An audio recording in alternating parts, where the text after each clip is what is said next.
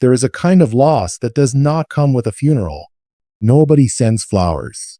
Nobody asks how you are coping, because the person you lost is still alive. It is you. Losing yourself rarely happens in one dramatic moment. It happens slowly. You stop listening to the music you used to love.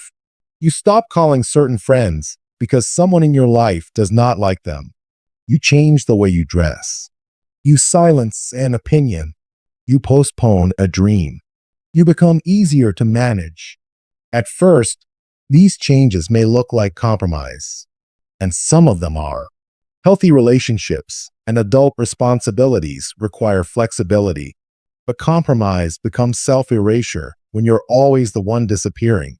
The warning sign is not that you have changed. Everyone changes. The warning sign is that you no longer know whether the changes belong to you. You may wake up one day with a life that looks perfectly reasonable from the outside. A job, a partner, a routine, responsibilities. But inside, you feel strangely absent. You are present in every photograph, yet you cannot find yourself in your own life. So how does this happen? Often, it begins with adaptation. You learn what receives approval and what creates tension. You notice which version of you gets praised. Maybe people like you when you are productive. Maybe your family accepts you when you are obedient. Maybe your partner becomes warm when you agree and distant when you challenge them. So you adjust. Not because you are weak, but because human beings are built to protect connection. The problem is that repeated adjustment eventually becomes identity.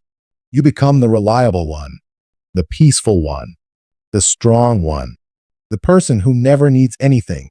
And then people fall in love with the role while the person behind it becomes exhausted. Here is the painful question. How much of your personality is truly yours? And how much of it was built to avoid rejection? Maybe you are not naturally quiet. Maybe you learned that speaking created conflict. Maybe you are not naturally independent. Maybe depending on people repeatedly disappointed you. Maybe you are not always calm.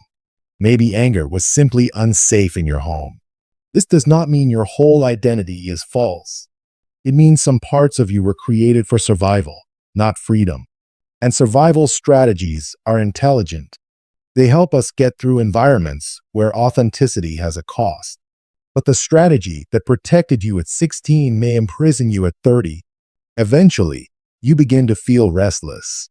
You may want to leave your job, end your relationship, move to another city, or completely reinvent yourself. Sometimes, change is necessary, but sometimes the urge to destroy your entire life is really the urge to finally participate in it.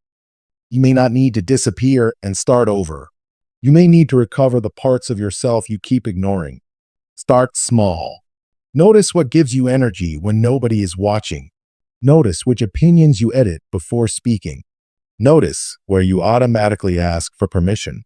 Notice the people around whom your body becomes tense and your personality becomes cautious. Those moments are clues. And do not expect the real you to emerge as one clear, dramatic revelation. Identity is not a hidden object you suddenly discover. It is something you rebuild through choices. You choose the honest answer. You choose the clothes that feel like you. You choose to spend 1 hour doing something with no productive purpose. You choose to disappoint someone rather than betray yourself. That last one is difficult, because finding yourself often means becoming inconvenient to people who benefited from your absence. They may say you have changed. They may call you selfish. They may prefer the version of you that never set boundaries. Let them notice the change. Not every person who misses the old you deserves access to the new one. There may also be grief. You may grieve the years spent performing, the opportunities you abandoned, the relationships built around a version of you that was not sustainable. But do not turn that grief into another punishment. You were doing what you knew how to do. Now you know more. Losing yourself does not mean you are gone forever. It means you have been living at a distance from your own voice. And every honest choice shortens that distance. You do not need to find the person you used to be. You are allowed to meet the person you were never safe enough to become.